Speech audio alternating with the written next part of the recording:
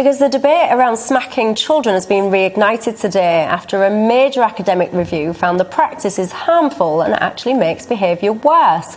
Experts at University College London analysed 20 years of research on physical punishment, looking at 69 studies from around the world.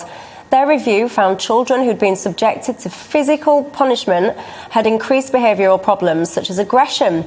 The researchers also found that smacking children had no discernible benefits in terms of children's attention, cognitive abilities or relationships with others. The study has revived calls for England and Northern Ireland to introduce an outright ban on striking children, which would bring them in line with Scotland, Wales and 62 other countries. Joining me now to discuss this issue is Simon Calvert, a spokesperson for the Be Reasonable campaign, which opposes bans on smacking. Simon, welcome. What do you think when you hear this conversation today? Should smacking be banned?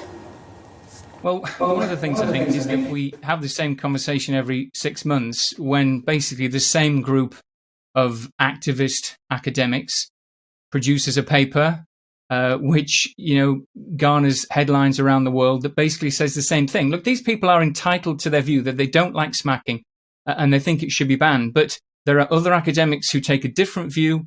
And I think it's concerning. I mean, I have the paper here and it moves seamlessly from a discussion of research papers to advocating, specific legislative solutions. That's not the sort of thing that you expect from an article in The Lancet. And actually, one of the really interesting things is it starts off by saying that the continued prevalence of physical punishment suggests parents are not receiving or not believing the message that it's ineffective and potentially harmful.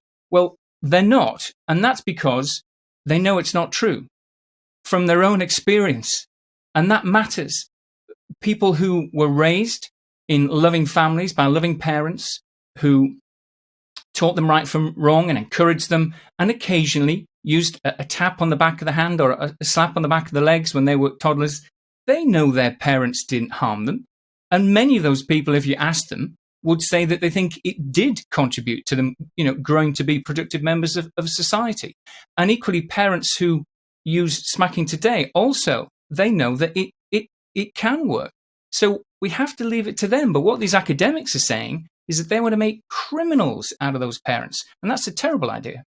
So, but where do you draw the line, though, Simon? Because as a child, I was physically assaulted by my father, and he would probably, if he was asked about this today, he would probably say that he was justified in his actions, and it was just his interpretation of discipline. What I would say is I was abused. So where do you draw the line? Well, obviously, assault and abuse are against the law. In fact, the CPS guidance in England is very clear and has been clear for years. It says that if a parent does anything which leaves anything more than transient reddening of the skin, that is already criminal. And I think most people think that's a sensible place to draw the line. But so by definition, if you change the law from that position, the only thing left to criminalize is totally trivial contact. The tap on the back of the hand, as I say, or the tap on the back of the toddler's legs. Now, do we really want the police dealing with that kind of issue? Do we really think that that's going to help that family? If you've got a perfectly good family, the parents are doing a perfectly decent job. The only thing they've done is they've used a tap on the bum of a toddler. If the law changes and the police find out about that, the police have to deal with them as child abusers, as potential child abusers. If they get convicted, they will be convicted child abusers. That is life ruining. And really, over something as trivial as a tap on the back of the hand, I think most people think that's out of all proportion. In fact, the surveys routinely show that they do. Something like 3/4 of the population don't want to see smacking criminalised, whether they agree with it or not. They don't think parents should be criminalised for it.